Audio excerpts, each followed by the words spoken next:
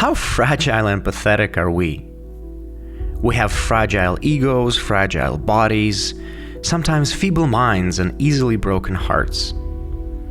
Early on, we buy into this illusion that our lives will be an unbroken boulevard of green lights, and that a proper measurement of happiness is all the wonderful and objectively positive things that we know will happen to us in a relentless and abundant series of events. Don't get me wrong, and I say this all the time, life is supposed to be rich in abundant, beautiful happenings and experiences. Again, I don't mean mindless excess. I mean proper, wholesome abundance. However, as anyone who's been alive long enough and survived knows that this does not just happen like that.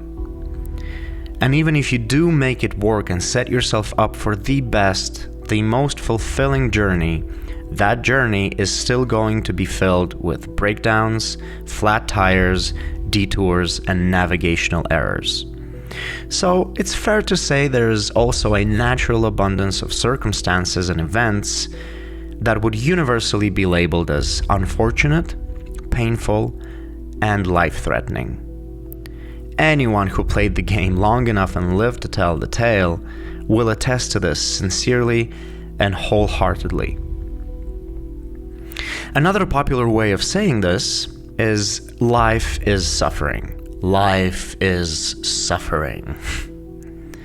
That formulation really made its way into the zeitgeist, didn't it? And that is scary. We have a natural resistance towards things we deem negative and also towards pain. Pain of all sorts. Shouldn't pain be our friend? To quote the 1997 G.I. Jane movie, pain lets you know you're still alive. Let's take a step back. Pain is there to protect you. How else would you know to not stick your hand in the fire or realize that something or someone is important to you and perhaps worth pursuing? Pain is a safeguard.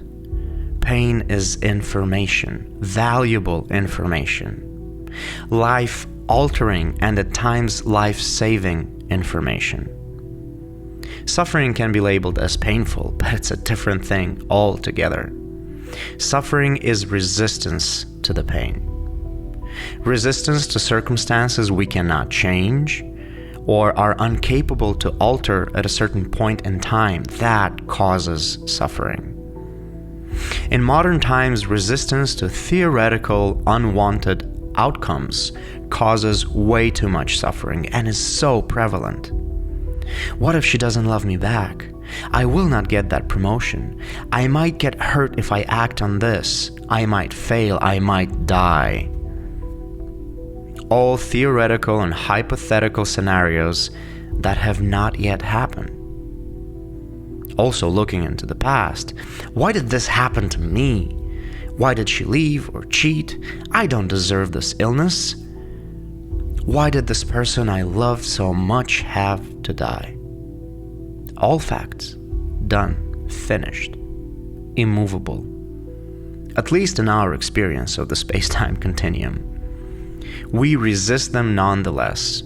We resist and we suffer. Getting upset, disappointed, hurt is human. Fearing the worst outcome is natural. But all of this is for our protection. How do I make sense of what happened, that horrible thing that happened, and hopefully, if at all possible, minimize the chance of this happening in the future? And also, how do I prepare and do my due diligence to increase the chances of a great thing materializing finally?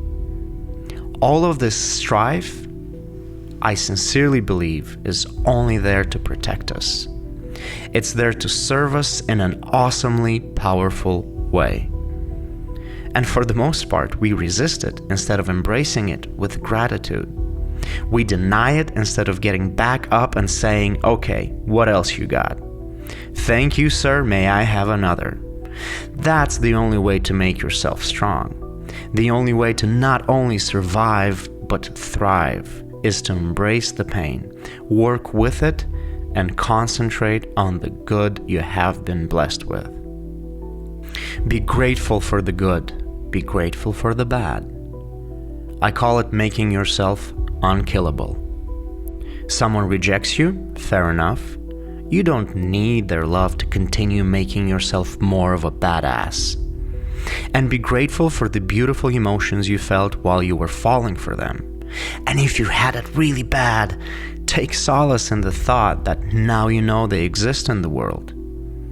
You could have not met them ever. Be grateful for that. Thank you, sir, may I have another. You lose your job? Oh, relief. And excitement for the greatness you can achieve now that any possibility is open to you. You lose a loved one. Revel in the memories and beautiful times you had together and how much richer and more worthwhile they made them. What else you got? Illness? Prioritize. Delete useless and toxic things and people from your life. If they are not bringing added value to your experience, if they are not making you stronger, they are gone, baby, gone. Terminal illness. Now you have a time frame, at least to some degree of accuracy. Make the best of it. One good year, one wonderful, beautiful, truly happy year trumps a decade of misery. And just move on. Keep moving forward, you badass you. Life will, in any case, with or without your active participation. So you might as well just stay on board.